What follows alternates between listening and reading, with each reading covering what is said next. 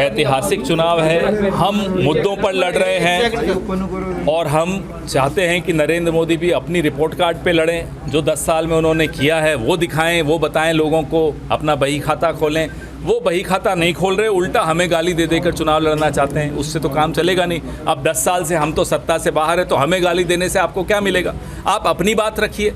यही हम बार बार उनसे पूछ रहे हैं कि साहब क्यों किसान आत्महत्या कर रहे हैं, क्यों किसानों को आप दिल्ली के दरवाजे किसानों के लिए क्यों बंद हैं, क्यों नौजवान आत्महत्या कर रहे हैं, क्यों महिलाओं की इज्जत खतरे में है। ये सब सवाल हम बार बार पूछ रहे हैं।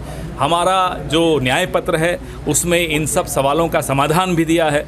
हमने अपनी गारंटीज़, हमारे नेता राहुल गांधी, हमारे अध्यक्ष मल्लिकार्जुन खड़गे साहब ने हमारी गारंटियां सबके सामने रखी हैं कि महिलाओं को, हर गरीब परिवार की महिलाओं को 1 लाख रुपया सालाना उनके खाते में आएगा।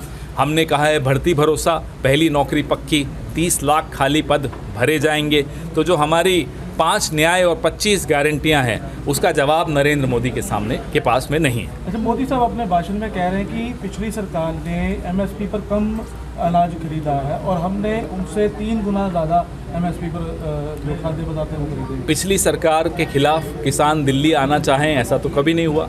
इस सरकार के खिलाफ किसान दिल्ली पहले भी आए, धरने पे भी बैठे, कई लोगों ने 700 किसानों ने जान भी गंवाई और अब उनके लिए दिल्ली के दरवाजे भी बंद हैं। आप ही ने वादा किया था कि स्वामीनाथन कमेटी की रिपोर्ट के हिसाब से एमएसपी लागू किया जाएगा। अब जब आप सरकार में 10 साल से हैं तो आपने धोखा दिया, अब आप पलट गए, कह रहे हैं मैं नहीं करूँगा।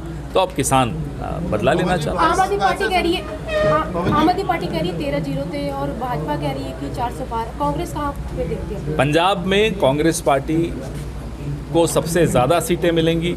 मैं हैरान नहीं होऊंगा अगर 13 में से 13 भी अगर हमें मिले, तो मुझे हैरानी नहीं होगी। सर, मीडिया के लिए पॉलिसी क्या है जो सरकार बनाती है?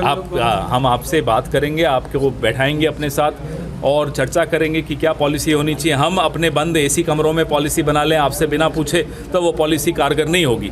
पॉलिसी जब बनाई जाती है तो मिलजुल कर, लोगों से बात करके, मीडिया कर्मियों से बात करके फिर बनाई जाती है। सर, एक बात बताएं, कल के दौर कल जो बीता कल है उसमें कल औजला का एक रैली चल रही थी अमृतसर में, तो वहाँ पे एक फायर हुआ है, गोली चली है जिसमें एक शख्स भी घायल हुआ है और उन्होंने इल्ज़ाम लगाए हैं आम आदमी पार्टी पर।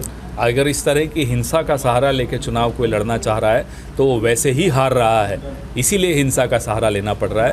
मैं इसकी घोर निंदा करता हूँ। दल बदलियों का किस तरह बीजेपी कौन सा संविधान में क्या बदल देगी?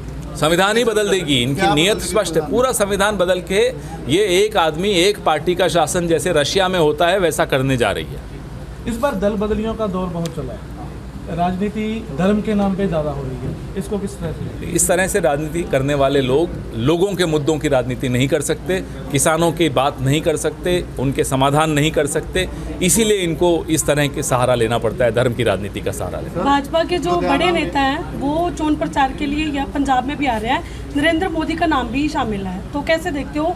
क्या पंजाब में भाजपा की स्थिति मजबूत न? बिल्कुल नहीं होगी। उनका हक है, वो जहाँ जाना चाहें जाएं। इस देश में सब कहीं भी जा सकते हैं, उनको भी जाना चाहिए, लेकिन वो जहाँ जहाँ जाएंगे वहाँ हमारे हाथ मजबूत हो जाएंगे, ये हमें पूरी गारंटी। स्वाति मालीवाल के मामले में क्या स्टैंड है कांग्रेस का? कोई भी महिला अगर कोई शिकायत करती है तो उस शिकायत की तुरंत जांच होनी चाहिए, सारे तथ्य सामने आने चाहिए और उन तथ्यों के आधार पे कानूनी कार्रवाई होनी चाहिए।